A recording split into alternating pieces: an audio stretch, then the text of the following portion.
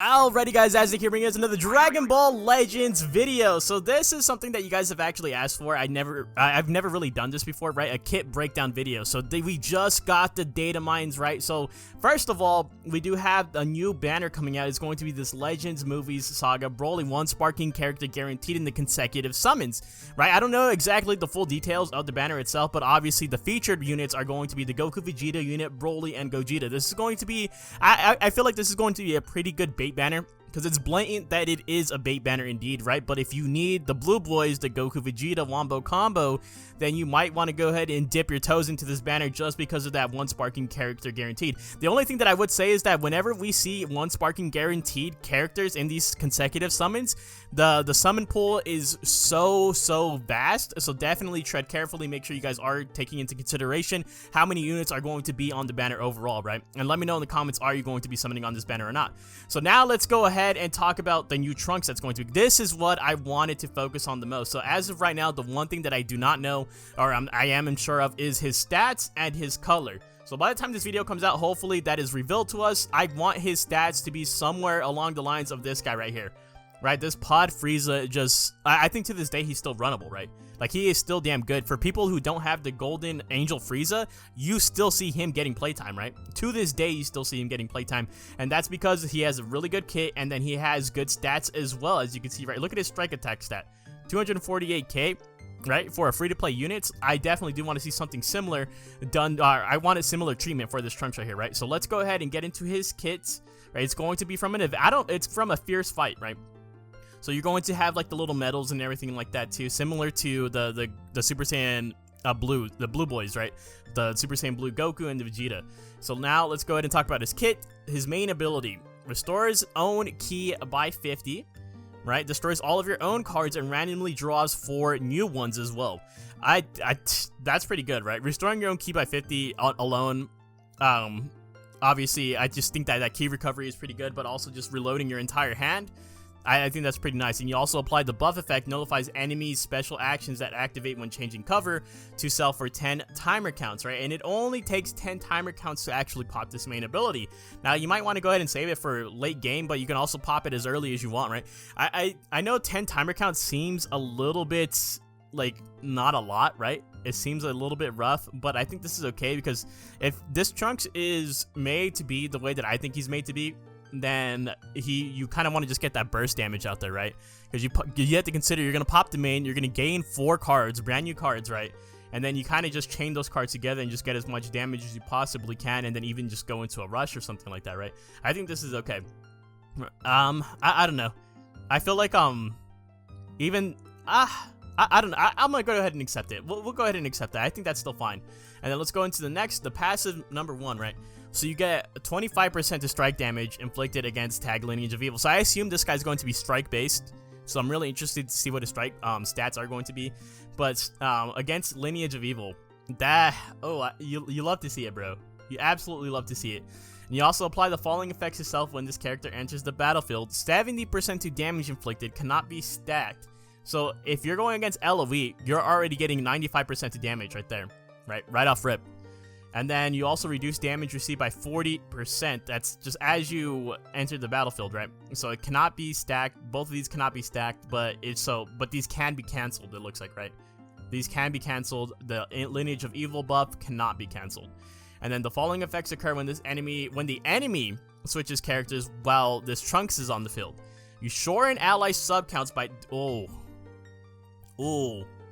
sub count manipulation is very, I feel like to this day a lot of people really sleep on sub count manipulation, right? So I feel like this is that's why LOE is so damn annoying, right? Because they have so much sub count manipulation, right? Because the Revival Frieza on his first main ability, I think he can reduce sub counts, and then the LF Purple Frieza, when he uses his green card, I also believe that he does reduce sub counts as well. So this is going to be absolutely amazing. You also reduce damage received by 20% for 10 timer counts. So that's 60% reduction to damage received already right there with these 2 abilities, right? If you can chain them, or if you can get them both to proc if your enemy swaps. And you also randomly draw 1 new card when you have 3 or fewer cards. That's I like that. Honestly, I like that a lot, because You have to imagine if you put your opponent in a compromising position where he has to swap out to kind of save face to sponge some damage, you're essentially guaranteed that new card, right? You're guaranteed that. The only time you're not going to be guaranteed this new card is if your opponent switches while you guys are in neutral. While you guys are not, well, you don't have priority, right? And then you also shorten your own sub count by 1 every single time another battle member is hit with an enemy strike, blast, or special move arts attack. And it doesn't look like there's a cap on that as well right now, right? Because this isn't the official DBZ Space website or anything like that. But it doesn't look like there's a cap on this, so that might be broken, honestly. Because now you can just sack this guy off. Because I know, like, I don't expect this guy to be an absolute like Z tier unit or anything like that. For the most part, when you're running a free-to-play unit, there's some situations in which you save them, but there's a lot of situations in which you want them to be sacked off, and so this is the perfect opportunity, right? If you do get hit by rush, hopefully your sub counts will be reduced all the way to, you know, just bring them back in immediately. So now let's go ahead and get to the final part of his kit. Passive number 2. Applies the following effects yourself every time this character uses an arts card. Just any arts card. 20% to damage inflicted. That activates 3 times. So if you get 3 cards off, right, that's going to be 60% to your damage inflicted, plus the 95 that I had mentioned earlier. So what is that, like 150? 155 to damage inflicted, right? Hopefully my math ain't wrong on that, but that is a lot. That is absolutely a lot. The effect and activation counts reset when characters switch. Okay, so it resets when he swaps out, right? Okay, that makes sense. I still think that he could ramp up, like, absurdly, though, here. I feel like that's a huge ramp up right there. 155% to damage inflicted, especially if his stats are good, dude. Then -3 to strike and blast arts cost activates 3 times, right? Same thing right here. The effect will cancel when you swap out. And you also apply the attribute upgrade -10% to enemy sustained damage cut. Oh my god, okay. Activates 3 times, so you can get up to 30% there. You can subtract your strike cards 3 times. This stacks, right? Hopefully I'm not reading this wrong. Hopefully it stacks. If it stacks, that'd be so good. Alright, and then you also this is the cherry on top right here. Remember how I was talking about how the sub-count manipulation is so damn good, right? Applies the following effects to allies when this character is defeated. Restores health by 20%, and it doesn't look like there's no restrictions on this. It doesn't say for a specific tag, it doesn't say for hybrids, it doesn't say for Vegeta clan, it just restores health by 20% and 30% to damage inflicted, and that cannot be cancelled. And there's no time no restrictions. No restrictions. This is actually a really good death buff, I think. 20% to health and 30% to damage inflicted. This is why he's manipulating the sub counts, right? This is what I'm talking about. You want this guy to get sacked off rather than your other units so you can get full benefits from this ability right here. And now, the blue card, it deals major impact damage and cancels enemy attribute upgrades on hit, activates 3 times. So it's kind of like Majub's blue card, right? When you land Majub's blue card, you can cancel attribute upgrades. So basically, this is, I hate to say it, but this is another, this is another low blow for FSK, right? Because as you guys do know, this is his kryptonite, canceling attribute upgrades. So this, they don't want FSK to make a comeback here. And then his green card. So his green card randomly draws 1 new card, restores own key by 30 and 20% to damage inflicted for 15 timer counts, bro. So if you couple that with the other stuff, what is 175% to damage inflicted if you get the green card off? Like in his ideal situation, right? Obviously you're not going to be able to proc that every single turn, every single game, every single fight. But that is a massive amount, and that green card is just phenomenal, like in its own right. You draw a card and you get key off of it.